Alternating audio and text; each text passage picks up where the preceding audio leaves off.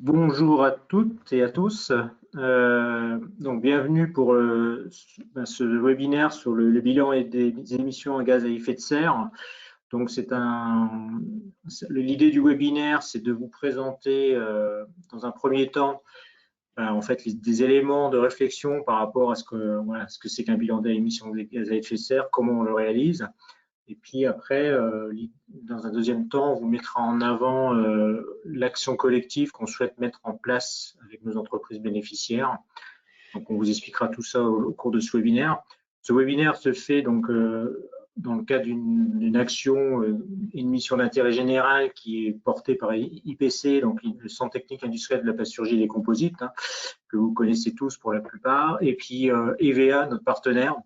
Donc, je vais laisser EVA se présenter. Non. Oui, merci Yves. Bonjour à toutes et tous. Voilà, très heureux de participer. On travaille avec IPC sur différents sujets, analyse de cycle de vie et également le climat. Voilà. Ok, donc ce que je vous propose, c'est qu'on entre dans le vif du sujet. Et donc, voilà, donc dans un premier temps, il y aura une introduction sur ce que c'est qu'un bilan gaz à effet de serre, les enjeux du changement climatique, parce que ce bilan se fait suivant un contexte. C'est pourquoi on fait ce travail de bilan au niveau de l'entreprise. C'est comment le bilan s'inscrit aussi dans une stratégie climat. Donc voilà, il y a des référentiels, des méthodes. Et puis après, on viendra justement par rapport à ça et aux discussions qu'on a pu avoir avec certains d'entre vous, c'est comment, l'idée c'est qu'on mette en place une action collective au niveau d'IPC en partenariat avec EVA, et on vous expliquera un peu le principe de cette action collective qui est, pour ceux qui les connaissent bien, pas forcément dans une action collective standard, mais c'est un mix, on vous expliquera pourquoi. Et puis après, il y aura une phase d'échange, questions-réponses, sachant que vous avez l'opportunité, au fur et à mesure du déroulement de ce webinaire, vous avez un petit menu sur votre droite de l'écran, où vous avez un onglet qui s'appelle questions. Donc, vous avez possibilité de vous poser les questions là-dedans. On répondra à une grande majorité on essaiera de répondre au maximum de vos questions en fin de ce webinaire. Sachez que de toute manière, on pourra, nous, dans un second temps, exploiter ces questions et vous faire des réponses par retour de mail aussi. Donc là, on va commencer. Donc, on va laisser la parole à François d'EVA par rapport à l'introduction. Et voilà. Donc, François, je te laisse la parole. Oui. Bonjour à toutes et tous. Donc, une fois n'est pas coutume, on va commencer en introduction par les résultats d'un bilan d'émissions de gaz à effet de serre, pour que vous ayez bien en tête la typologie de résultats qu'on peut avoir par la suite. Vous voyez d'ores et déjà qu'on a un volume, une intensité d'émissions de gaz à effet de serre est répartie selon différents postes d'émissions de gaz à effet de serre. Bien sûr, on abordera ces points de manière plus détaillée par la suite. Donc voilà, c'était juste pour vous imprégner un peu ce que peut être un résultat de bilan GES. Et donc là, on va voir donc les enjeux, recontextualiser le pourquoi on réalise des bilans GES, dans quelle démarche cela peut s'inscrire. Alors, les enjeux du changement climatique, c'est pas récent, c'est le sommet de la Terre de Rio en 92, qu'on va voir en slide suivante, qui a été, on va dire, la convention, le sommet par an de la création de 3 conventions. Donc, en diapositive suivante, je ne sais pas si on voit le... Voilà, donc le sommet de la Terre en 92, 3 conventions FI ont été créées, donc une qui concerne le climat, une qui concerne la biodiversité et une sur la dégradation des sols et la déforestation. Alors celle qui nous intéresse aujourd'hui, c'est bien sûr la Convention cadre des Nations Unies sur le changement climatique, qui a été vraiment mis en forme de manière, on va dire, protocolaire, justement par le protocole de Kyoto en 97, et qui a eu les premières déclinaisons au niveau européen, donc il y a une instance européenne qui s'occupe du sujet climat qui s'appelle la Commission européenne, qui s'appelle Climate Action. et qui est traduit en France par la définition de 2 éléments, la stratégie nationale bas carbone qui donne une vision des actions à mener par la France, et le plan national d'allocation des quotas d'émissions de gaz à effet de serre qui est plus orienté industrie lourde pour la France. Voilà, donc cela se traduit tous les ans par, on va dire, une conférence des parties que l'on appelle. Donc, c'est la réunion de tous les États qui ont ratifié le protocole de Kyoto. Et donc, on voit en diapositive suivante que voilà, la COP 21, qui a eu lieu en 2015 à Paris, a eu des objectifs de réduction des émissions de gaz à effet de serre de 1,5, enfin, pour ne pas dépasser les 1,5 degrés, alors qu'il était prévu 2 degrés d'élévation de la température à l'horizon 2100, pardon. Donc voilà, des objectifs ambitieux aux accords de Paris. Et en slide suivante, on va voir ce que dit le GIEC. Donc le GIEC, c'est le groupe international d'experts sur le climat, qui est réparti en 3 groupes, dont un groupe s'occupe de la partie scientifique d'atténuation de la concentration de gaz à effet de serre et qui définit les scénarios voilà, d'élévation potentielle de température selon les différents comportements potentiels des États à travers le monde. Et là, on voit que selon le scénario le plus optimiste, hein, c'est voilà, c'est le bleu que vous voyez en bas. Et pour arriver à ce scénario le plus optimiste, hein, juste des 2 degrés, hein, c'est le plus optimiste, hein, il faut réduire d'ici 2030 50% de nos émissions de gaz à effet de serre à l'échelle planétaire et être neutre, c'est-à-dire 0 émission. Donc tout ce qui est émis doit être stocké de l'autre côté, donc d'ici 2050. Voilà, des objectifs ambitieux. Cela se traduit en Europe par la définition d'une stratégie européenne, hein, en slide suivante. Hein, on voit le Climate Target Plan qui dit que d'ici 2030, on doit réduire de 55% des émissions de gaz à effet de serre. Alors, vous voyez qu'on est au-delà des préconisations du GIEC, qui préconisait les 50%, et avec le Climate Neutral Project, voilà, neutralité carbone en 2050, donc pour être en adéquation avec les préconisations du GIEC. Donc, voilà les 2 grandes ambitions temporelles de l'Europe, et cela se traduit hein, en France. En diapositive suivante, on voit que la France, effectivement, doit absolument diviser par 6 ses émissions de CO2 d'ici 2050 pour atteindre ses objectifs. Donc là, vous voyez une répartition,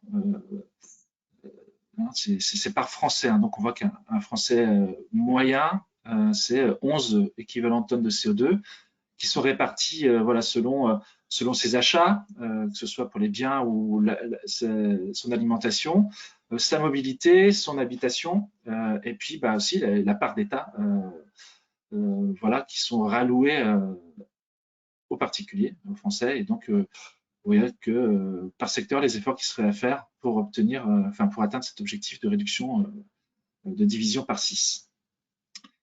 Et donc, cela traduit de manière objective en slide suivante qu'on passerait de 11 après de 2 tonnes équivalent CO2 par Français, pour respecter les accords de Paris.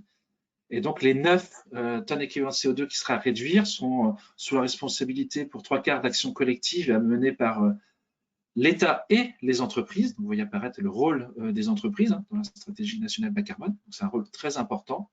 Et puis, 1/4 de cette réduction qui est sous la responsabilité, entre guillemets, d'initiatives personnelles. Voilà, donc cela inclut donc une forte considération de l'État, de l'entreprise et du particulier de la thématique climatique pour que tout type d'acteurs puisse faire un effort commun pour atteindre cet objectif. Voilà pour la partie, on va dire, enjeu. Et en slide suivant, on va démarrer concrètement, voir ce que c'est qu'un bilan GES, dans quoi on peut l'intégrer. Donc, on va parler aussi de stratégie climat. Alors, le bilan GES, qu'est-ce que c'est? C'est une évaluation des émissions de gaz à effet de serre émis par une personne morale, donc c'est une organisation, ça peut être une entreprise, une collectivité, etc. Et c'est un exercice comptable, donc c'est vraiment comme un bilan comptable classique, hein, ça se passe sur une année, c'est un exercice ex ante, donc sur une année qui s'est écoulée. Et on va comptabiliser les émissions qui sont directement émises par l'entreprise et aussi les émissions indirectes sur un périmètre défini, donc sur une entreprise, les différents sites de son entreprise, des différentes business units d'entreprise, etc., etc. Donc, il y a un périmètre d'évaluation qui est cadré à définir. Et on va, suite à cela, faire un plan d'action de réduction. Hein. Donc, c'est bien de comptabiliser ces émissions, mais aussi il faut prévoir voilà, quels sont les leviers d'action pour pouvoir réduire mes émissions de gaz à effet de serre. Et vous voyez là, en dessous, un schéma qui explicite en préambule quels sont justement le périmètre d'évaluation qui sera à définir pour faire votre évaluation et qui soit significative de l'impact climatique de votre activité. Et donc ça, c'est une étape importante, cette définition de périmètre d'évaluation. En slide suivante, on va voir donc la raison du pourquoi on va réaliser un bilan des émissions de gaz à effet de serre. Hein. C'est effectivement être sachant, être responsable et connaître quels sont les endroits où mon activité d'entreprise impacte sur le climat. C'est engager des actions de réduction en priorisant justement les réductions par postes principaux d'émissions.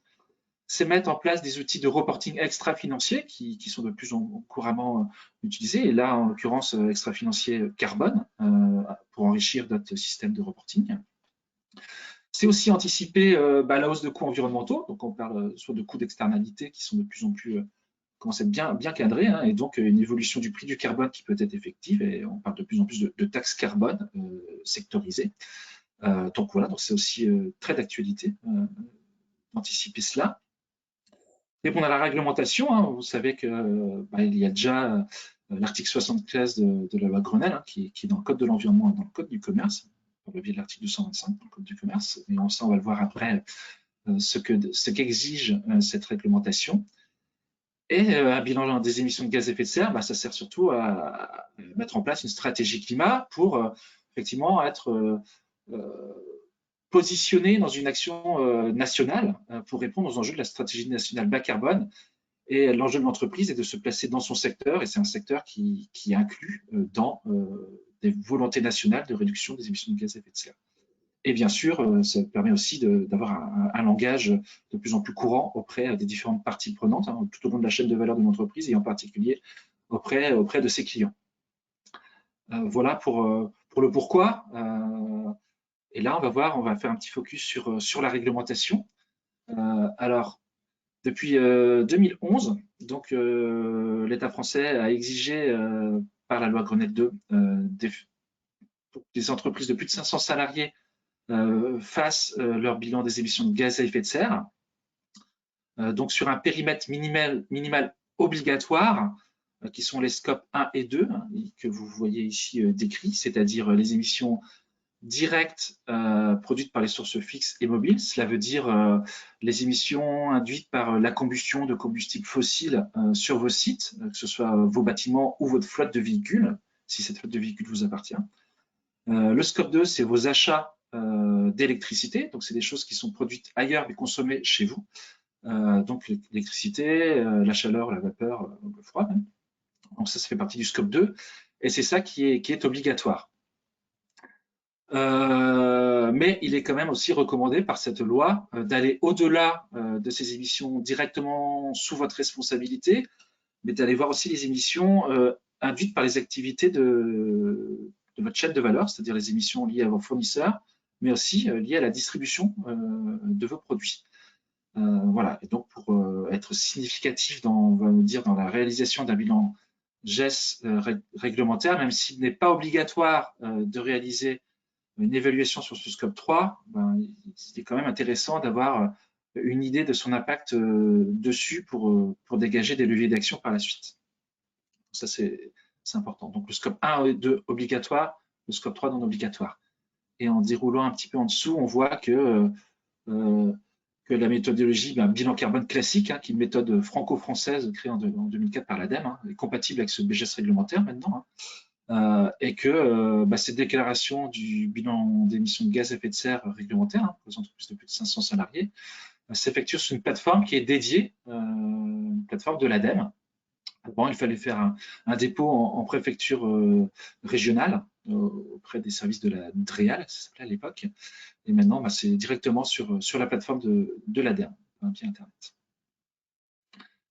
Alors, slide suivante, on va voir les méthodologies disponibles pour réaliser un bilan d'émissions de gaz à effet de serre, qui sont tous maintenant compatibles avec l'aspect réglementaire français.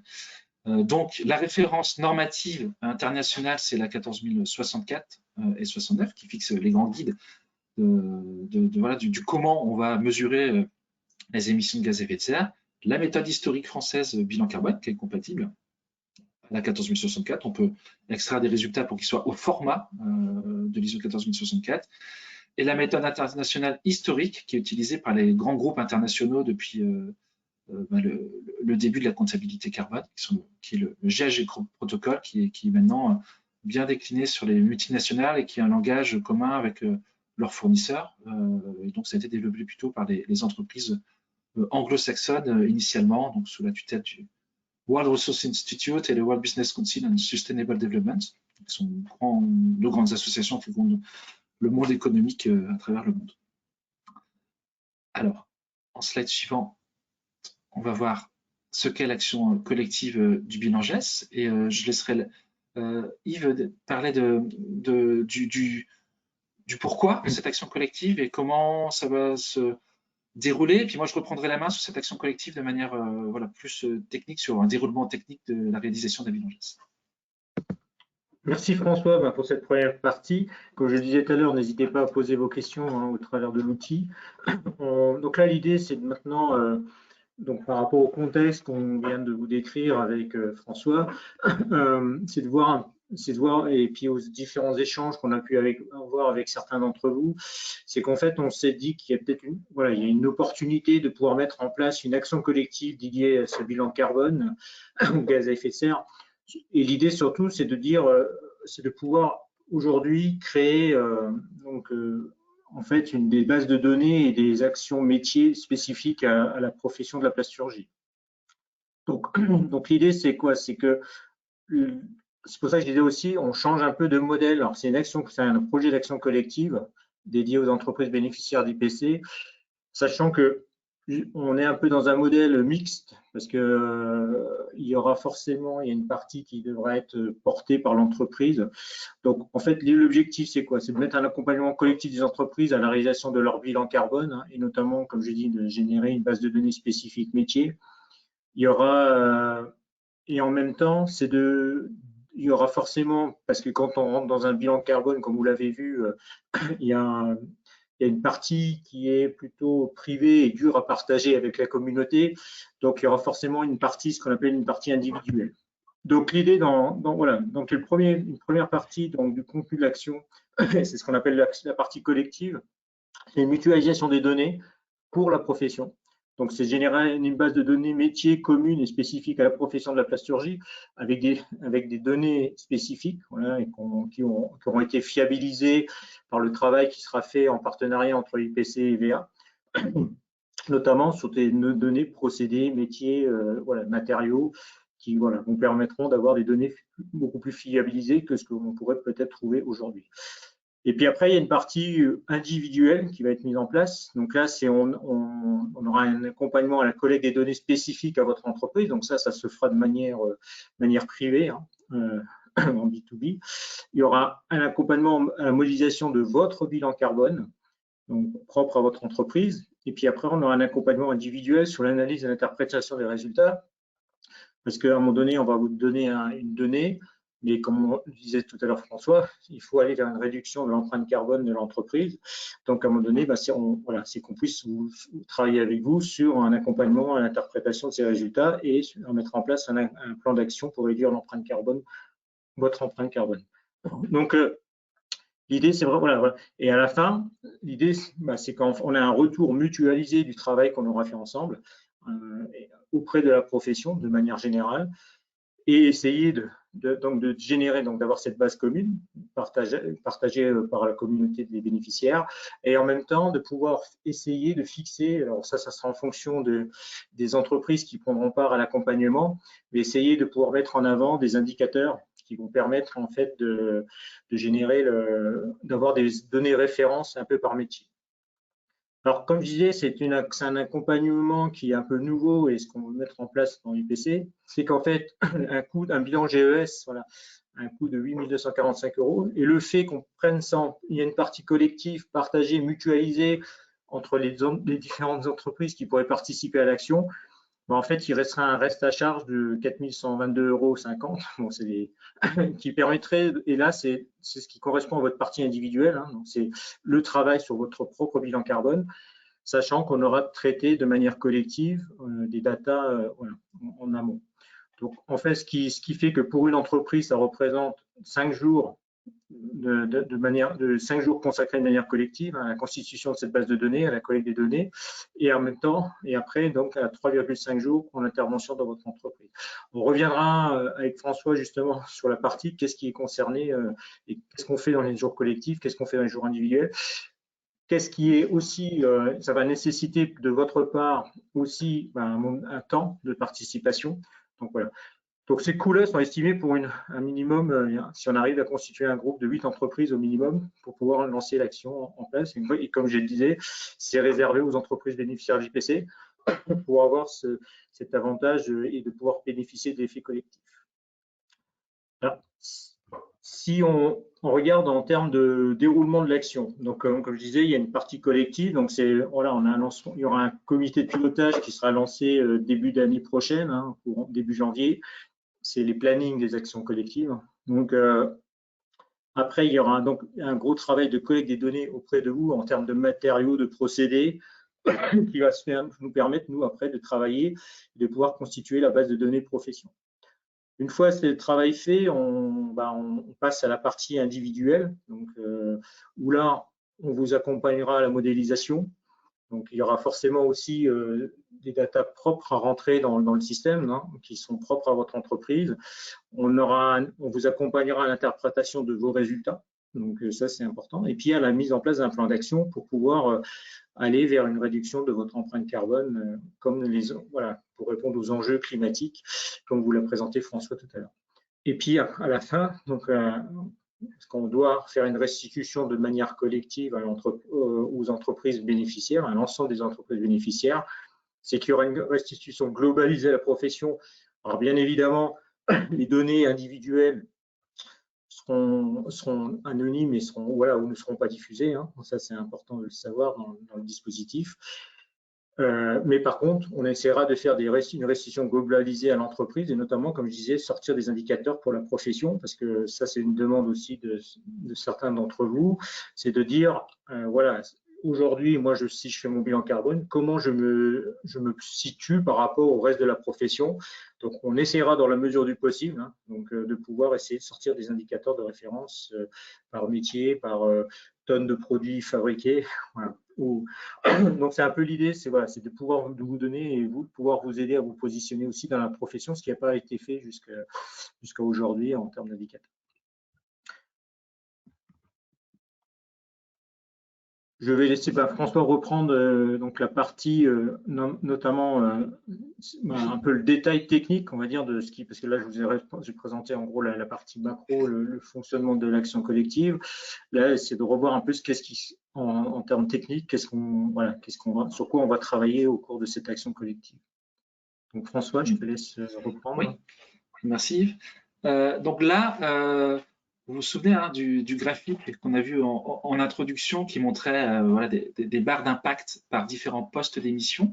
Et bien là, on va retrouver de la granulométrie dans ces différents postes d'émission qui sont répartis là en catégories d'émissions. Ce sont les scopes. Donc, on a parlé des scopes 1 et 2 tout à l'heure sur les émissions dites directes.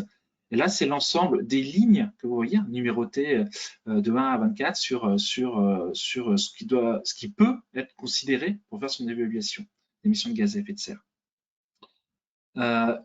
Donc ça, c'est selon la norme ISO 14064. Et là, avec la petite animation, on va voir ce qui est pertinent pour votre activité à considérer. et en étant le plus exhaustif possible, là, on aura effectivement une évaluation des émissions de gaz à effet de serre qui est significatif au regard de votre activité. Et comme l'a dit Yves, nous, notre spécificité, ce sera de pouvoir créer une base de données qui soit spécifique à votre métier et qui aura, on va dire, un impact majeur sur la robustesse de la modélisation des émissions de gaz à effet de serre relatifs au poste des achats. Et vous allez voir que dans votre secteur, les achats de matières premières pour faire vos produits sont à titre voilà, avec l'expérience antérieure que j'ai eue, ce sera de 70 à 80% des émissions de gaz à effet de serre. Donc là, vous aurez vraiment une base de données spécifique qui pourront répondre à cet enjeu. Voilà pour la définition du périmètre de l'exercice de comptabilité carbone qui est proposé. Et par la suite, on va voir dans les 3 slides diapositives suivantes la méthodologie déployée qui sont on va dire compatibles à l'ISO 14064, mais aussi au bilan GES réglementaire. Donc, vous voyez comment on fait un bilan des émissions de gaz à effet de serre, c'est qu'on a besoin de données d'activité d'un côté et les facteurs d'émission de l'autre côté. L'action collective va permettre de définir un grand fichier de facteurs d'émission spécifiques à votre métier, qui est vraiment dédié métier, qu'on va créer. Donc, un grand fichier qui va permettre d'avoir des facteurs qui transformeront vos données d'activité qui vous sont propres à vous, entreprise, en émissions de gaz à effet de serre. Donc, facteurs d'émission d'un côté, action collective, on définit cette grande grille de facteurs d'émission spécifiques au métier, qui va faire un fichier de collecte d'informations. Ce fichier de collecte d'informations, il sera fourni dans la démarche individuelle pour lequel vous allez mettre vos propres données d'activité en face. Voilà l'idée. Et chaque entreprise, effectivement, aura son bilan des émissions de gaz à effet de serre propre à elle. Voilà, qu'on consolidera après par la suite, qu'on anonymisera pour avoir une vision globale. Mais chaque entreprise aura effectivement son bilan des émissions de gaz à effet de serre qui lui est propre. Là, vous voyez un extrait, on va dire, de bilan des émissions de gaz à effet de serre d'une PME sur le scope 1 et 2, donc les énergies. Et donc, vous voyez, d'un côté, il y a les valeurs de l'activité, donc les données que l'entreprise va insérer et les résultats, mais le moteur derrière, c'est bien le facteur d'émission, cette base de données qui va permettre de traduire ces valeurs de l'activité en résultats. Voilà, donc dans les 2 slides suivantes, on détaille un petit peu la méthode, mais je vous ai dit là l'essentiel, les données d'activité, c'est quoi? Ce sont des données, des flux physiques. Voilà, c'est des masses, c'est des quantités d'énergie, c'est des distances, c'est des masses par distance pour la logistique. Voilà, et là, vous voyez que pour renseigner ces données d'activité, on va aller chercher des informations dans différents services de votre entreprise. Par exemple, des distances que font les salariés entre leur domicile et le travail, on va se tourner plutôt vers les ressources humaines. Pour la logistique, on va aller au service logistique. Pour l'achat de matières premières, au service achat. Pour les quantités d'énergie déployées sur vos sites, on va aller voir les services généraux. Donc voilà, vous voyez que pour la collecte d'informations, il y aura une légère sollicitation de vos collaborateurs en entreprise, mais pour l'exercice, cela ne pas prendre plus de 3 jours, de 3 à 4 jours complets. Si on somme toutes les personnes pour aller chercher l'information, ce n'est pas un exercice qui est fort chronophage. Il faut juste aller chercher les informations. Voilà pour cette partie collecte de données qui va nous permettre de traduire par nos bases de données qui sont propres, parce que vous voyez que quand on fait un bilan carbone classique, on utilise uniquement la base carbone de l'ADEME, qui est la base de référence, la base de base pour faire des bilans d'émissions de gaz à effet de serre, qui est proposée par l'ADEME de manière gratuite. Mais on se rend compte que pour avoir de la granulométrie dans l'analyse, on peut avoir recours à d'autres bases de données, comme celles qui sont classiquement utilisées en analyse de cycle de vie. Donc, comme nous, chez VA, on utilise beaucoup EcoInven notamment. Mais on réalise aussi des ACV vraiment précises, vraiment proches au secteur. Et c'est là qu'on va pouvoir créer cette base de données de facteurs d'émission qui vous est spécifique. Donc, domaine plasturgie et composite, on aura vraiment une base de données qui métier. Donc, ce sera ça la première partie collective. C'est définir cette base de données de facteurs d'émission. Voilà pour la méthodologie. Base de données spécifique facteurs d'émission, de la collecte de données dans votre entreprise et bilan des émissions de gaz à effet de serre. Et qu'est-ce qu'on fait d'un bilan des émissions? Oui, un slide en arrière pour préciser cette notion de données. Quand on va regarder quelles sont les émissions de CO2 qui sont liées à différents polymères, on doit être assez fin dans la différenciation des polymères. Quand il s'agit notamment en plus de biosourcés, on n'a pas les informations dans les bases de données classiques ADEME où elles ne sont pas assez fines. Donc c'est pour ça que en fonction de vos matières et même vos process, il y a des traitements de surface, il peut y avoir des éléments qu'on rajoute, des catalyseurs, des charges. C'est important d'aller chercher la donnée la plus fine possible. Et donc EcoInvent ou AgriBalise, qui concerne les données agricoles, mais qui sont utiles pour les produits biosourcés, par exemple, ce sera assez riche et en tout cas beaucoup plus adapté à vos métiers que les bases de données classiques, en particulier une base ADEME qui est intéressante, mais qui ne va pas aller assez finement dans vos besoins. Voilà, c'est une petite précision sur ce point. On peut poursuivre. Et là, suite à la réalisation d'un bilan des émissions de gaz à effet de serre, la suite logique, c'est d'élaborer un plan d'action. Et là, vous voyez que sur un focus concernant les émissions directement générées par les entreprises, voilà, en gros, l'énergie, les fuites de gaz frigorigènes, voilà, c'est sur ces 3 axes de réflexion qu'on peut aller créer un premier plan d'action. Voilà, classiquement, être sobre, efficace, déployer des énergies renouvelables, ce sont les 3 leviers, et pour chacun, on va aller voir ce qui est faisable de faire pour on va dire, les actions à mener à court terme. On a des leviers d'action qui sont souvent à court terme sur ce sujet, un scope 1 et 2, et puis des actions à plus long terme sur le scope 3, notamment sur la logique d'achat de matières premières, notamment, qui nécessitent des leviers de réflexion comme l'éco-conception pour réduire les impacts liés à ces achats de matières. Voilà pour la partie suite à bilan GES. Et voilà un exemple concret de plan de réduction adopté dans une stratégie climat avec voilà, différentes projections d'un plan d'action. Donc ici, on voit différentes actions. On va aller chercher un mix d'électricité 100% renouvelable. On va changer notre flotte de véhicules avec différents horizons temporels. On va aller choisir des fournisseurs locaux. Vous voyez qu'après, on projette cela temporellement sur un graphique pour voir comment on va réduire nos émissions de gaz à effet de serre aux différents jalons. Et voilà, il y a un reporting à ces différents jalons permet de voir si on suit bien cette trajectoire-là. Voilà, par la mise en place d'outils de reporting classiques. Et Yves en parlait tout à l'heure, avoir des indicateurs de référence pour votre métier, peut-être un indicateur clé pour mesurer l'intensité, on va dire, de la réduction de vos impacts dans le temps. Et ça, c'est effectivement des indicateurs clés qui sont à créer pour suivre cette évolution. Voilà, pour cette stratégie climat.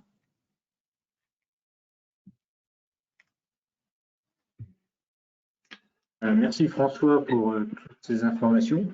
Donc, on va passer aux questions-réponses. Donc, j'ai vu qu'il y a des gens on a des questions qui ont été posées par certains d'entre vous, notamment, alors on les prend au hasard, il n'y a pas de. L'idée, c'est parce qu'il y a des questions un peu plus spécifiques.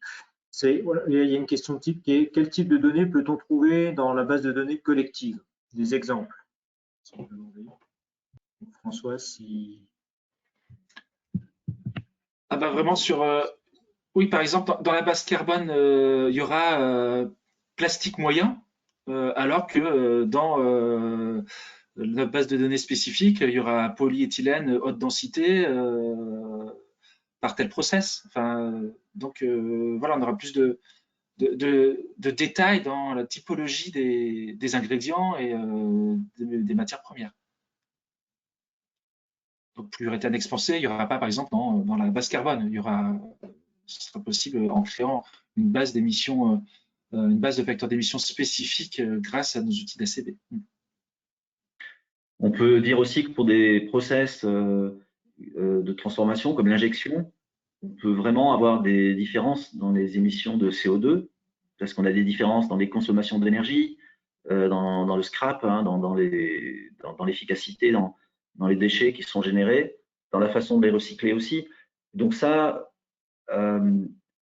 grâce à l'action collective, sans d'ailleurs beaucoup d'efforts, mais c'est vraiment par un bon échange avec vous, on aura ces données qui pourront valoriser aussi les technologies qui sont les plus avancées pour que ça se traduise dans le bilan carbone. À l'inverse, si on a des données génériques, on ne pourra pas voir et quantifier les efforts que vous pourrez faire.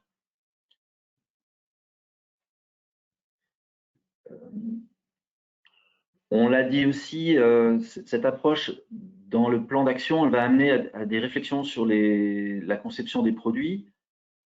Il y a des biosourcés, il y a des produits qui peuvent être combinés entre plastique, produits bois, additifs de différentes origines, parfois provenant de déchets.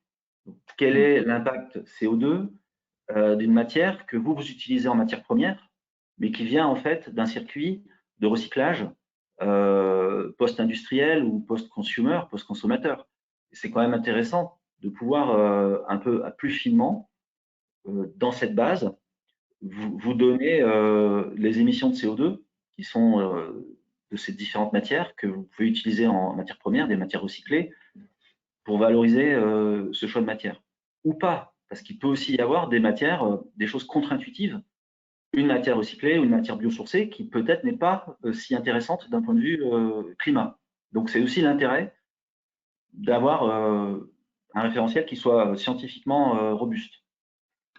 Et c'est l'objectif majeur de la première étape, donc la démarche collective, c'est bien d'identifier toutes ces possibilités de sourcing, matière, de process, d'être exhaustif pour représenter l'ensemble du métier, des acteurs du métier.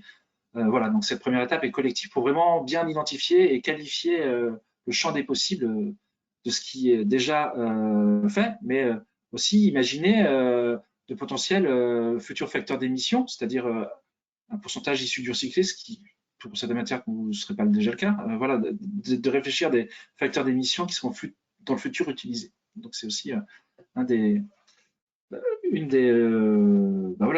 objectifs de cette première étape. C'est pouvoir avoir une base de données qui soit la plus exhaustive possible pour votre métier.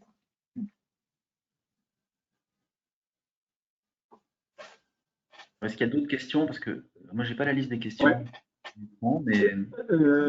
donc en fait, il y a une question, quel procédé ça concerne? En fait, je veux dire, aujourd'hui, ça concerne tous les procédés. Hein. On n'est pas focalisé sur un seul métier. L'idée, c'est qu'on puisse répondre aussi bien à l'injection, extrusion, thermoformage ou différents procédés qui peuvent exister. On est ouvert. L'idée, c'est de faire vraiment un référentiel, une base de données qui soit un peu référence quel que soit le métier. Donc, c'est en fonction des entreprises qui vont s'inscrire et qui voudront rentrer et s'inscrire dans cette démarche. Et donc voilà. Aujourd'hui, il n'y a pas de limitation en termes de procédés ou de matériaux.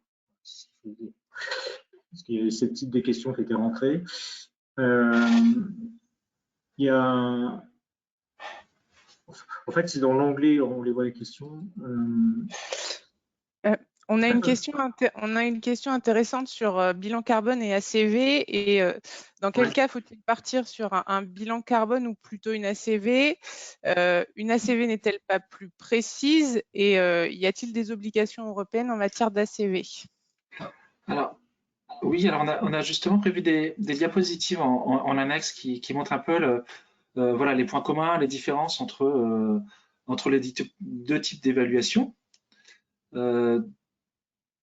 Donc en fin de diaporama, je crois, Yves, si tu voulais bien dérouler.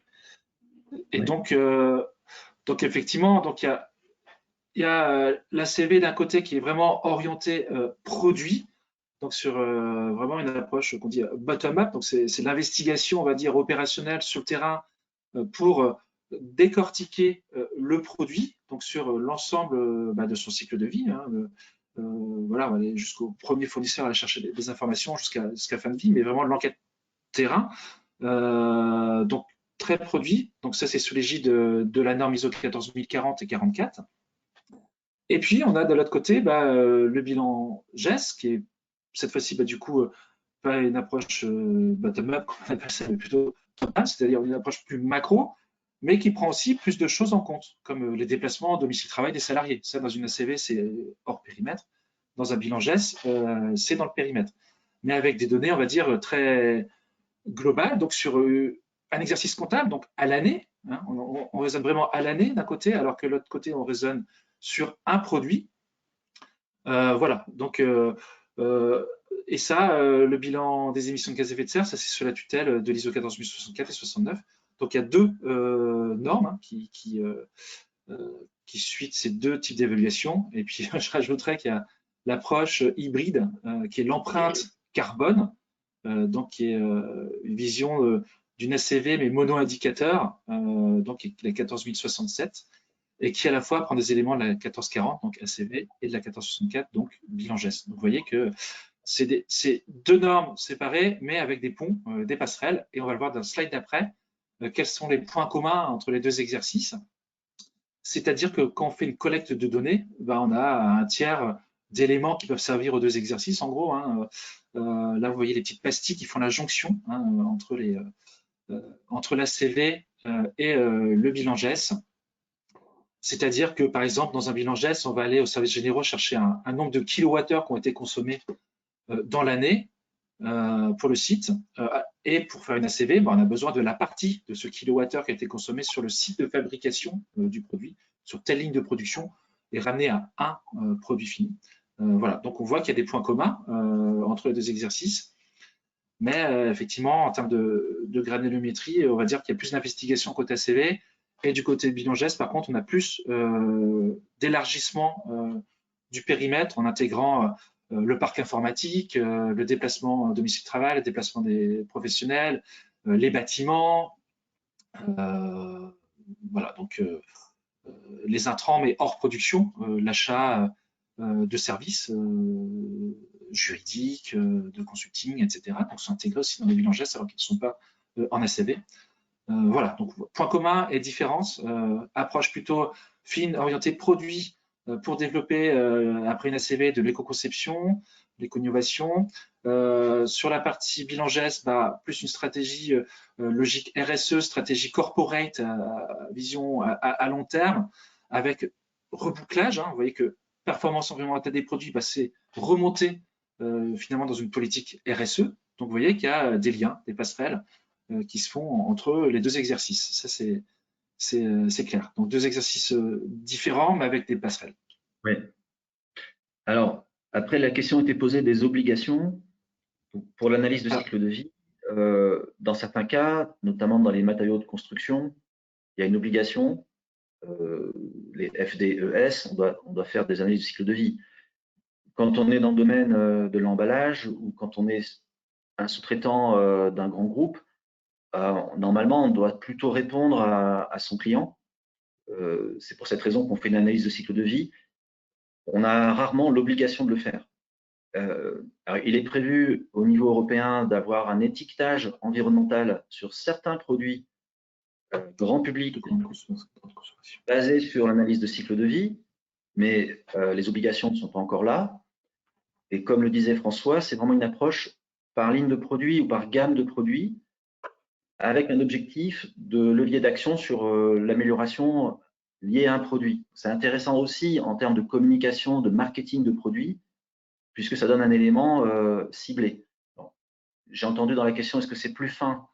Disons que c'est plus ciblé, voilà, sur un produit ou une gamme de produits. Après, c'est plus ou moins fin en fonction du temps qu'on y passe et de la qualité des données et de la méthode qu'on a appliquée. Ça, c'est... Et puis, c'est une autre question. Quand on est dans des PME et qu'on a une culture de connaître les flux dans son activité et que la PME n'a pas forcément une très large gamme de produits, ou en tout cas, c'est intéressant de faire un bilan gaz à effet de serre de l'entreprise parce qu'après, on peut allouer les impacts par produit ou par gamme de produits. De façon descendante, on peut quand même avoir une idée de l'empreinte carbone de ces produits. Quand on commence par un bilan gaz à effet de serre, c'est possible pour les premiers pas. Et comme le disait François, voilà, et comme le disait aussi François, le fait de travailler sur le bilan gaz à effet de serre, c'est une vision d'année en année qui permet de progresser. C'est aussi donc très positif en matière de communication auprès de ces différentes parties prenantes. Et ça vous donne aussi des leviers d'action, parfois plus faciles à actionner, puisque vous avez la main davantage sur peut-être sur vos process, sur votre infrastructure, sur la façon de se déplacer pour vos actions commerciales, si vous avez des flottes de véhicules, vos salariés. On est sur une approche qui est plus recentrée sur l'entreprise. L'analyse de cycle de vie va chercher de l'information sur des fournisseurs ou des matières premières ou sur l'usage par vos clients ou par ce qui se passe en fin de vie pour vos produits qui parfois est beaucoup plus difficile à obtenir comme information. Et on a besoin davantage d'un logiciel pour l'analyse de cycle de vie parce qu'il y a beaucoup plus de données en arrière-plan qui sont dans les logiciels, qui sont dans les bases de données. En bilan de gaz à effet de serre, vous avez davantage la maîtrise sur les données. C'est vos données d'entrée. Et la base de données d'arrière-plan, elle est vraiment métier et vous serez assez familier avec cette base de données. Est-ce que ça complète On peut passer à une autre question. Alors, il y a une question. Alors, je globalise la question. Il y a plusieurs questions qui sont en lien avec les matières et notamment les matières plastiques recyclées. Est-ce qu'on va prendre contact avec les fournisseurs pour avoir des datas plus fines? En gros, c'est un peu l'idée. Voilà, c'est plutôt dans l'approche de la constitution de la base de données. C'est en lien avec la base de données en fait. C'est dire comment on va travailler.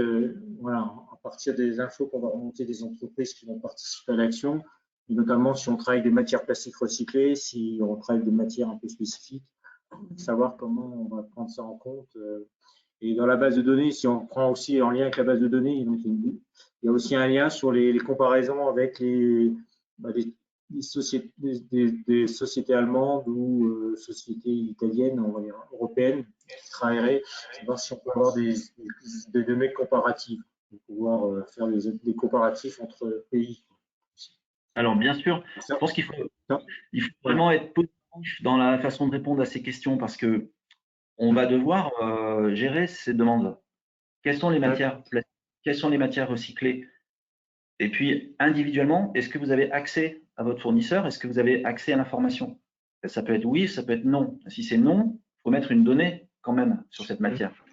Donc, en fait, on obtiendra des données, on vous donnera des données. Certaines seront plus fines parce que vous aurez pu contacter un fournisseur, ne serait-ce que pour savoir lui-même où il s'est approvisionné ou quel type de process il a utilisé. Mais dans le cas contraire, on aura une donnée générique sur telle matière d'origine recyclée, post-industrielle, d'origine recyclée en France, par exemple. Et justement, par pays, on peut décliner, et on déclinera, on le fera, les données parce qu'on peut changer les mix énergétiques. Le mix énergétique allemand, italien, et on peut aussi paramétrer dans une filière de matières recyclées plastique en Italie, il y a peut-être davantage de consommation d'énergie ou de déchets, de refus de tri. Ça, on va pouvoir, en étant un certain nombre, Yves disait 8 entreprises minimum pour cette action collective, mais si c'est plus, c'est encore mieux, parce qu'on aura aussi plus de cas différents et plus de manières de répondre à l'ensemble de vos besoins. Donc, en résumé, vous ne serez pas obligé de contacter vos fournisseurs ou des tierces parties. Ça dépend aussi de vos relations avec elles et de l'accès à l'information. Et individuellement, ça peut être un plus, mais collectivement, on devra vous apporter des réponses par rapport à la diversité de vos besoins sur ces matières. Merci Jean-Baptiste. Du coup, on a pas mal de questions sur l'action collective en elle-même et notamment Alors, sur le démarrage, sur qui peut s'inscrire en termes d'entreprise, est-ce que c'est réservé à des entreprises de plus de 500 ou non? Est-ce qu'il y a déjà des entreprises intéressées? Donc, concernant le démarrage de l'action collective, nous, on part sur un démarrage en début 2022. Après, en termes d'entreprise, c'est ouvert à toutes les entreprises. C'est pas forcément réservé à des entreprises de plus de 500 salariés. Par contre, en termes d'entreprises intéressées, pour l'instant, nous, on a eu des échanges en particulier avec certaines entreprises. Donc, on sait qu'aujourd'hui, autour de la table, il y a des entreprises qui sont intéressées. Mais l'idée, c'est qu'à la suite de ce webinaire, vous puissiez revenir vers nous pour nous dire si vous seriez intéressé par cette action collective. Oui, l'idée, c'est ça. Donc, on a, comme disait Sarah, c'est que nous, on veut lancer un comité de pilotage. Un comité de pilotage, c'est qu'à un moment donné, quand on aura constitué le groupe de travail, on vous définira le plan d'action, le plan d'action, le planning, comment on va travailler avec vous. En amont, entre aujourd'hui et on espère fin novembre, c'est qu'on puisse, avec vous, engager, mettre en place vos engagements, discuter avec vous, si vous êtes intéressé. Donc, n'hésitez pas à revenir vers nous, à faire acte de candidature vers nous. Je vous présenterai la slide avec mes coordonnées. De dire aussi, et après que nous, on puisse revenir vers vous, discuter avec vous, et puis mettre en place votre engagement dans l'action. Et puis, donc, comme on le disait, pour avoir ce tarif préférentiel, il y a une seule condition et une seule condition, c'est que vous soyez bénéficiaire d'IPC. Donc aujourd'hui, nous, on a des entreprises de plus de 500 personnes qui sont bénéficiaires d'IPC. Donc, c'est pas forcément accès qu'aux PME ou aux TPE. Donc ça, c'est tout public. Et puis, donc aujourd'hui, les inscriptions, on a quelques personnes qui sont intéressées. Nous, l'idée, c'était d'aujourd'hui d'élargir le panel d'entreprises susceptibles d'être intéressées par ce genre d'action. Donc, c'est aujourd'hui le but de ce webinaire, c'est de présenter la démarche, en quoi un bilan carbone est utile pour votre entreprise. On sait que c'est une demande qui est de plus en plus, il y a de plus en plus d'entreprises de la plasturgie qui sont sollicitées par leurs donneurs d'ordre, parce que j'ai vu que il y a une question, je dois fournir des data en 2022 pour mon client, qui est un gros donneur d'ordre. Donc l'idée, c'est ça, c'est qu'aujourd'hui, c'est peut-être l'occasion de pouvoir faire une action profession. Donc n'hésitez pas à revenir vers nous sur ces questions d'organisation ou autres. On est à partir d'aujourd'hui, vous pouvez nous faire part de votre volonté ou de votre intérêt à cette action collective. On en discutera ensemble pour pouvoir finaliser votre engagement. Et puis après, derrière, on va pouvoir, au début janvier, revenir vers vous avec un comité de pilotage pour lancer la démarche et travailler avec votre entreprise. Peut-être mettre le contacts, afficher le contact. En attendant, juste, comme j'avais la question sous les yeux, il y a aussi, est-ce que l'info, c'est en termes de résultats de cette action collective, il y a une question, c'est est-ce qu'on pourra communiquer ces données à nos clients ou est-ce qu'il faut une validation externe ou suivre d'autres réglementations? Qu'est-ce que les industriels pourront faire des résultats qu'on leur donnera de manière individuelle? C'est ça en gros la question. Alors le principe, c'est que vous avez de toute façon la main sur la méthode et on va la mettre en place pour que ce soit rigoureux et documenté. Donc bien sûr, ça peut être communiqué en externe à condition d'amener les sources d'informations. Et comme c'est une action collective avec un ensemble de personnes de la même profession, on va aussi avoir une façon de donner une référence, une façon de se situer. Et c'est aussi intéressant si vous voulez communiquer. Donc oui, vous pourrez communiquer, mais comme toute communication, elle doit être sincère, documentée. Et également, peut-être, vous serez obligé de vous adapter aussi au format ou à la demande de vos clients qui auront besoin d'un focus peut-être sur tel poste d'émission, peut-être sur la logistique, peut-être sur les matières premières. Donc, quand on finira l'action, vous aurez un Excel avec l'ensemble de vos données d'entreprise personnelles que vous avez utilisées, l'ensemble des facteurs d'émission pour convertir ces données en équivalent CO2, et vous pourrez changer ou paramétrer les résultats. Ce sera un bon outil aussi pour adapter ce que vous voulez communiquer. Puis aussi, vous projetez, ah bah tiens, si j'avais moins de consommation d'énergie ici, si j'avais moins de kilomètres là, ou une épaisseur de matière moindre, j'ai mon Excel et je peux faire une simulation. Donc, on fera en sorte que ce soit exploitable et pourquoi pas pour communiquer auprès de vos clients.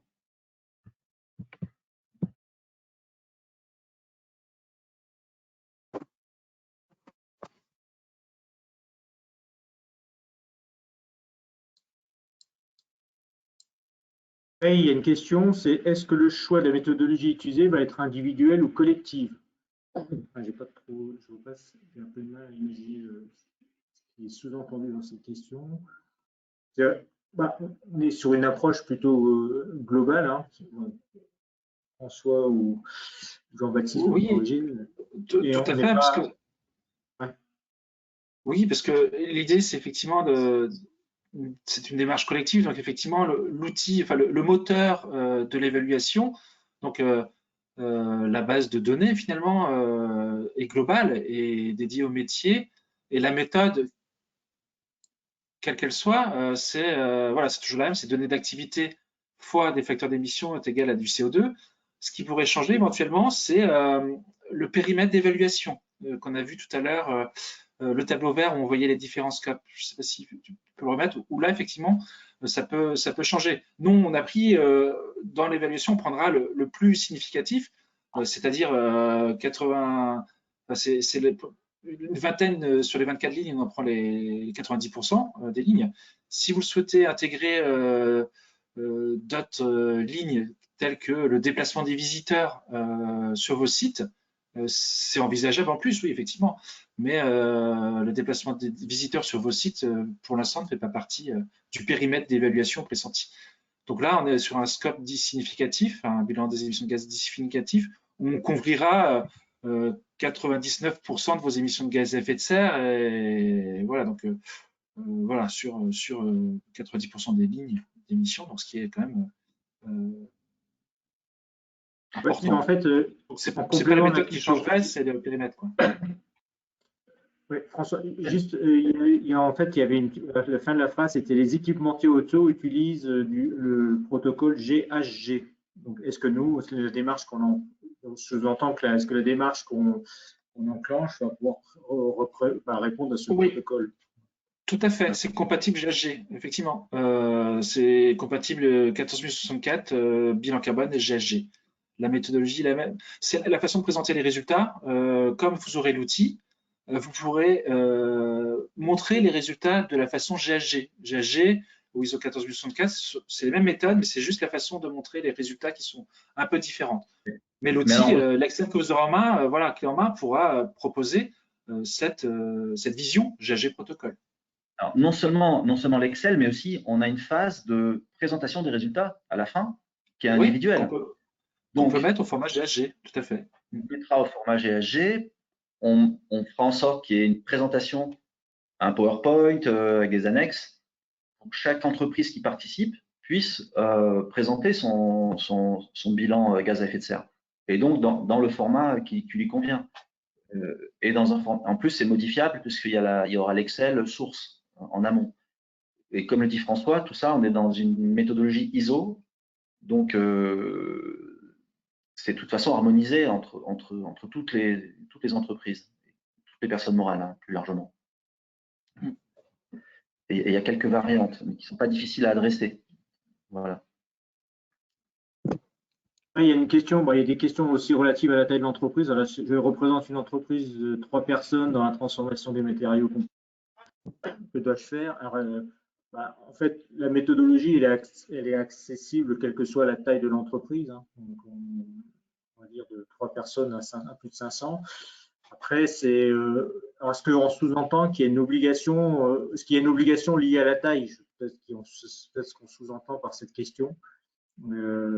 Après, et puis ça rejoint une autre question qui était un peu, est-ce que c'est une démarche volontaire ou est-ce que c'est une démarche qui est imposée par, je lis exactement la question, est-ce du volontaire ou est-ce que les États passeront cela par une obligation? Voilà. Les deux questions, je pense, se rejoignent. Est-ce qu'il y a un lien avec la taille de l'entreprise en termes d'obligation ou d'objectifs de déclaration, et puis en même temps, est-ce que c'est volontaire ou est-ce que c'est obligatoire? Ça sera obligatoire dans quelques années, quoi. Alors, aujourd'hui, c'est obligatoire pour les entreprises de plus de 500 salariés sur un périmètre bien défini qui est le scope 1 et 2, donc les émissions directement générées sur vos sites, et l'achat d'électricité, de vapeur et de chaleur. Ça, c'est l'obligatoire pour les entreprises de plus de 500 salariés. Donc, effectivement, on va dire, pour l'instant, pour les autres acteurs de moins de 500 salariés, c'est volontaire. Et la loi, il n'y a pas de réflexion actuelle sur, on va dire, une diminution du nombre de salariés de l'entreprise. Parce que, voilà, il n'y a pas de, c'est pas dans les papiers, on va dire, législatifs. Est-ce qu'on va passer de 500 à 300 salariés, par exemple, pour l'obligation? C'est pas le cas pour l'instant. Il n'y a pas d'évolution de la loi à ce sujet qui soit prévue. Et je compléterai peut-être la question, peut-être pour bien cerner, pour mettre le contexte. C'est un donneur d'ordre qui me demande de faire mon bilan carbone, est-ce qu'il y a une obligation ou pas de répondre, à part bien sûr d'avoir la bonne relation avec son client, mais est-ce qu'aujourd'hui il y a des obligations de répondre à son donneur d'ordre en mettant en place un bilan carbone? Il n'y a pas d'obligation légale, non, il n'y a pas d'obligation légale. Effectivement, comme vous le dites, hein, c'est juste l'effet de dialogue et voilà, de relations commerciales avec le donneur d'ordre, oui, qui peut décliner. Mais non, il n'y a pas d'obligation à ce sujet-là. Il n'y a pas d'obligation à ce sujet.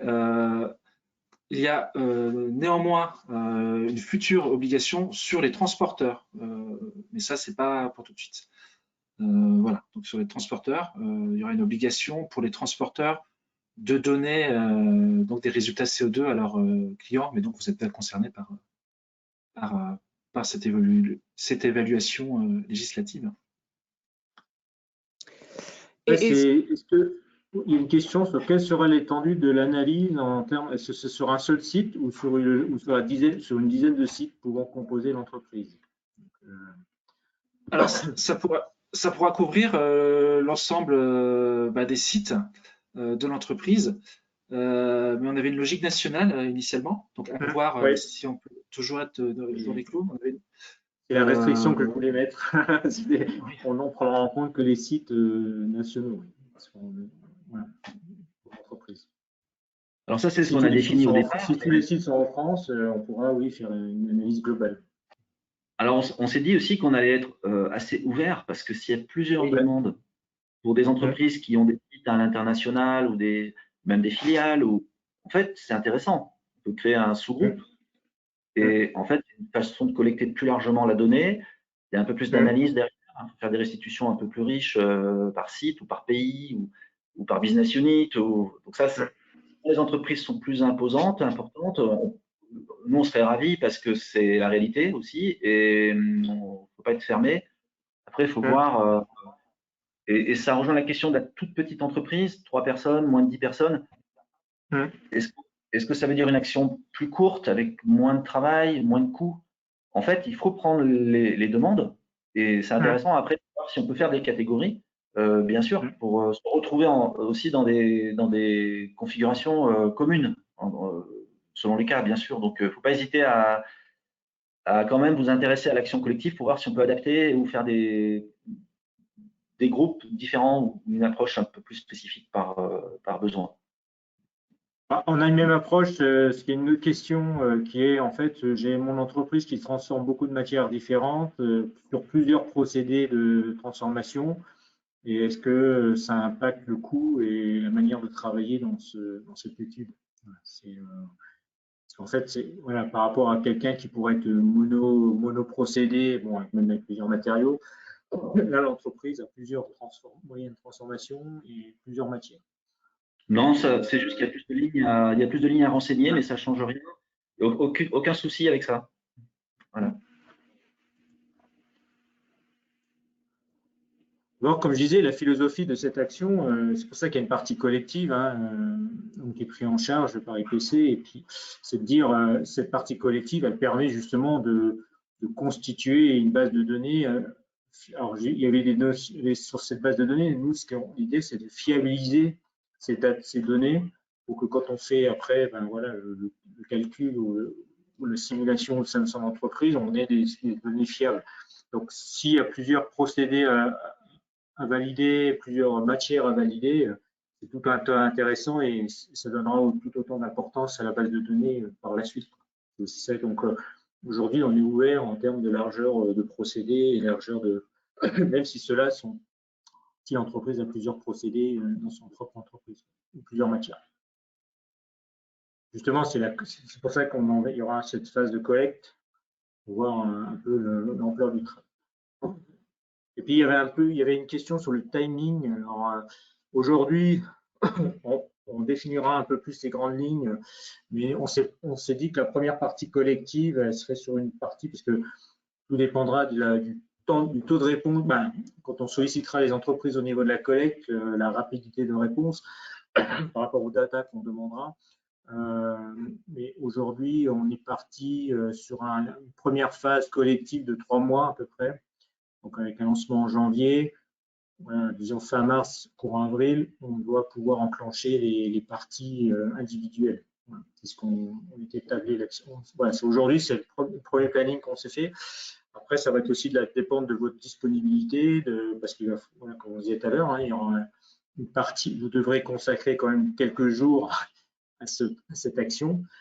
Donc, on a estimé ça entre 1 et 3 jours de votre part. Donc, à un moment donné, voilà. Donc, il faudra, en fonction de votre timing, de pouvoir s'inscrire dans cette démarche. À quel moment on pourra venir chez vous travailler sur la partie individuelle. Sur la partie collective, une fois que on aura collecté les différentes données, ça nous permettra de nous travailler sur la base. Voilà, on a estimé ce temps-là à peu près à 3 mois de travail. Mais c'est des choses qu'on affinera plus en fonction. Tout dépend de la typologie des entreprises qu'on a, parce que si on n'a que des entreprises d'injection, ben, on va dire le travail sera plus simple. Si on a des entreprises avec des procédés différents, ben, il y aura forcément plus de travail à faire. Donc, mais ça, c'est en fonction des gens qui seront montrés volontaires ou portés volontaires pour entrer dans cette action. Et ça nous permettra, nous, et c'est là tout l'intérêt du comité de pilotage qu'on lancera en janvier, d'affiner le programme et notamment le planning. Mais aujourd'hui, on estime à peu près sur les 3 premiers mois de l'année à la première partie collective. Et après, bon, ça sera en fonction de la partie individuelle, ça sera en fonction de vous en tant qu'entreprise, comment vous travaillerez sur cette partie-là. Je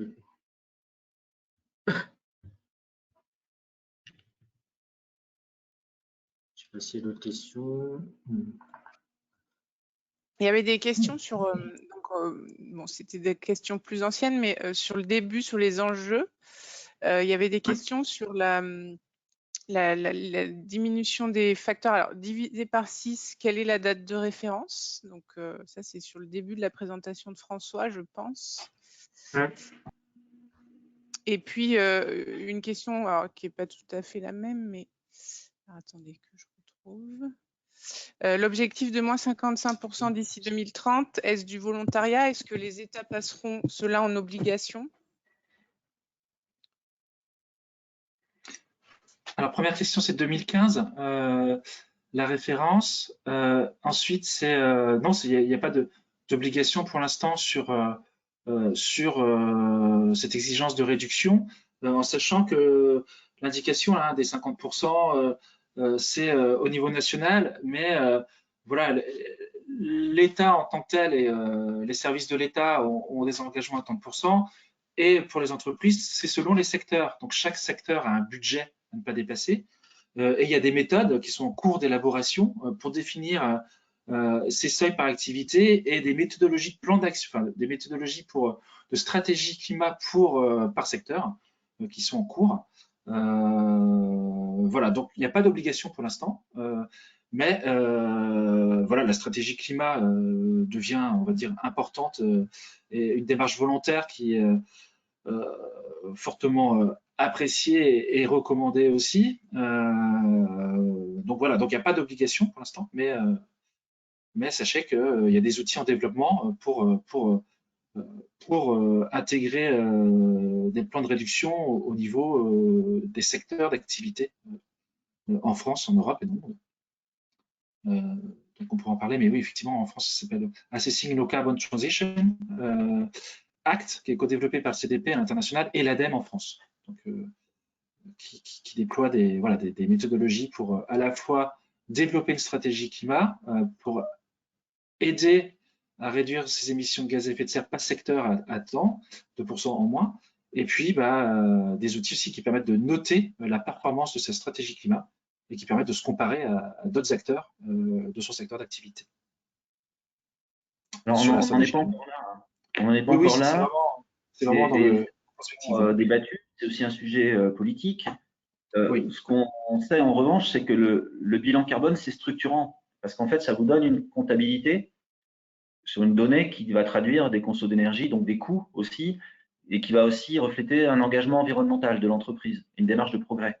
Donc, évidemment, s'il y a une réglementation, c'est à suivre, évidemment, mais quand elle n'est pas encore là, la réglementation, on sait aussi, c'est comme, je fais un parallèle, même si ce n'est pas la même chose, mais quand vous êtes 14001, ce n'est pas inscrit dans la loi qu'il faut être ISO 14001. Ça peut être une démarche structurante pour la veille réglementaire, pour des plans de progrès, pour prévenir les risques. Donc aujourd'hui, le bilan carbone tel qu'on l'a présenté, il est volontaire, même si parfois il est fortement conseillé, voire vous êtes fortement contraint par vos clients, ça reste au niveau législatif, réglementaire, c'est encore volontaire, mais c'est une démarche de management, une démarche de progrès, et ça peut être une démarche d'innovation. À la fois innovation dans l'entreprise, dans la façon de travailler, de créer un esprit d'adhésion à l'entreprise aussi, mais aussi d'innovation dans les produits et dans son développement à long terme. Ça, c'est ceux qui se lancent dans cette démarche, c'est qu'ils ont compris ou ils sont d'accord aussi avec ce principe-là, qui n'est pas 100% ancré dans des contraintes réglementaires pour l'instant.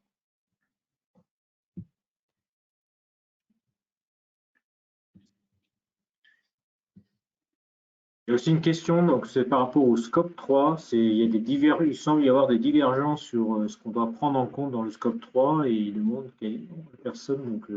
demande quelle est notre position par rapport à ça. Je ne sais pas ce qui est sous-entendu. Peut-être qu'on pourrait noter les points, on peut noter les points méthodologiques aussi pour les traiter vraiment de façon approfondie. La façon de traiter le scope 3, est-ce qu'il y a une divergence? Il faut trouver la bonne manière de trouver le point commun. Mais sinon, François l'a dit, on peut être très large et prendre le scope 3 dans son entier. C'est un peu plus de données à collecter et c'est une analyse à faire un peu plus fine. Mais les divergences, c'est à vous de voir comment vous présentez les résultats, quelle ligne vous allez activer et sur quelle ligne vous allez collecter la donnée. Donc, on ne voit pas forcément d'opposition en tout cas. Un scope 3, il peut être complet ou il peut être un peu réduit pour être significatif. Et ça, voilà, ça c'est pas défini. Là, ouais, tout à fait. Donc, typiquement, là, dans le scope 3, tout ce qui est leasing peut être intégré. Mais j'imagine que dans votre secteur, il n'y a pas de leasing amont ou aval. Voilà, donc pour l'instant, ce n'est pas considéré. Mais si vous êtes dans l'exception où vous avez vous faites du leasing vous-même, oui, c'est intégrable. Donc voilà, il y a des lignes qui sont pas incluses, mais selon votre spécificité, effectivement, vous pouvez être au global sur un scope 3 global. Il faut préciser la question, parce que le scope 3, c'est aussi l'usage des produits. C'est un produit qui est dans un véhicule automobile qui donc se déplace. Selon quoi le véhicule va consommer plus de carburant parce que votre composant dans le véhicule est plus lourd. Et ça, est-ce qu'on en tient compte ou pas? Donc, sur la fin de vie aussi, il y a des façons d'élargir le scope 3, un recyclage, 2 recyclages, 3 recyclages, enfin, plusieurs boucles potentiellement de recyclage de vos produits. Donc tout ça, je pense que c'est vraiment à cadrer en fonction de vos questions. Mais dans l'ensemble, il n'y a pas d'opposition méthodologique ou de divergence. C'est une question aussi de définir de quoi on parle et d'être transparent après dans la façon de communiquer les résultats. C'est pour ça qu'il y a un peu de souplesse, on l'a dit, hein, c'est pas cadré réglementairement. Il y a aussi une intelligence à donner au bilan carbone pour qu'il vous corresponde aussi. Et à ce qu'attendent aussi vos clients. Oui, et l'idée, c'est que derrière ce bilan carbone, on puisse trouver les leviers d'action qui soient les plus pertinents, où il y a plus de gains, de bénéfices en termes de non-émission de gaz à effet de serre. C'est aussi ça la logique. Ouais. Je peux plus.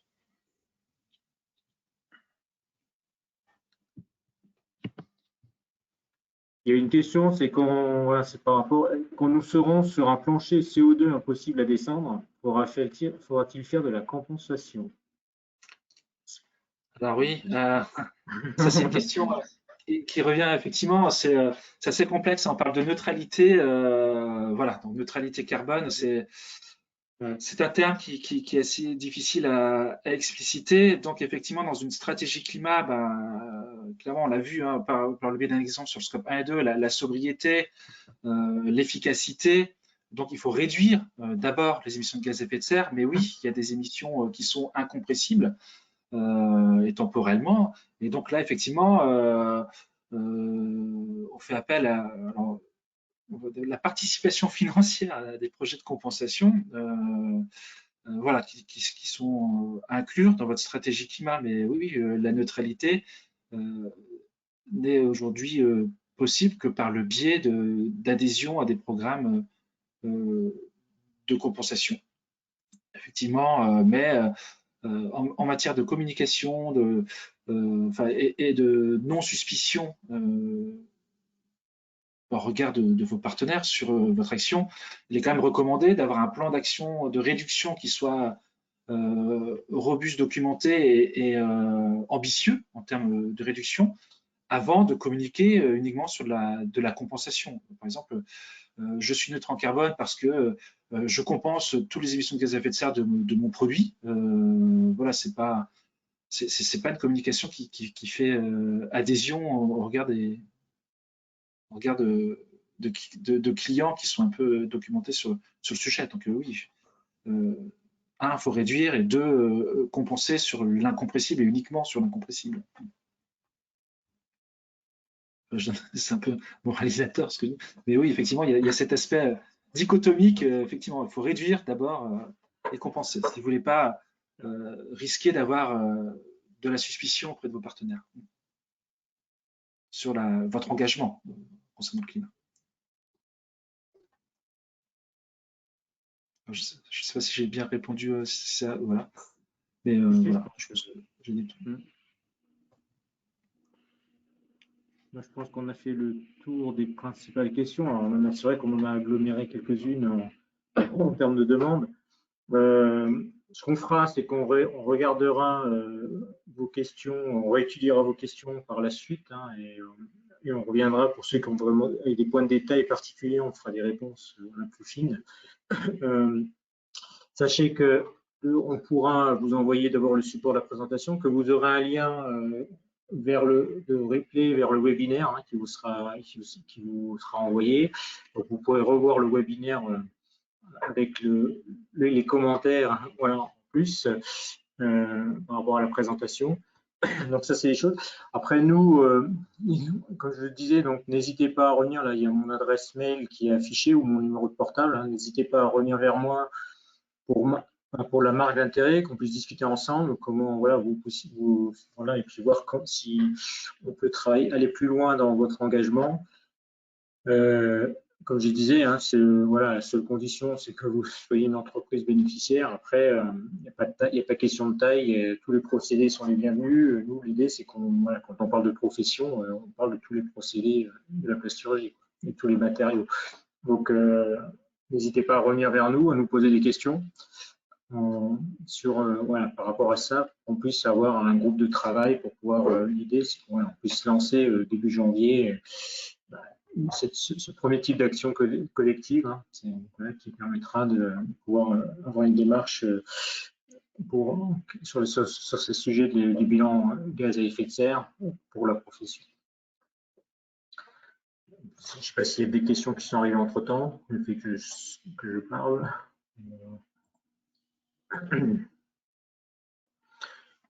Ouais, s'il n'y a plus de questions, moi ce que je vous propose c'est d'arrêter le webinaire. Comme je vous dis, on est à votre disposition. N'hésitez pas à revenir vers nous et puis on peut continuer de discuter de manière individuelle avec vous si vous souhaitez aller plus loin dans ce type d'action. Donc, je vous remercie. On va conclure. Voilà, c'est le mot de la fin. Donc, je vous souhaite une bonne fin de journée à vous et puis à très bientôt, j'espère, pour pouvoir échanger sur le sujet directement avec vous.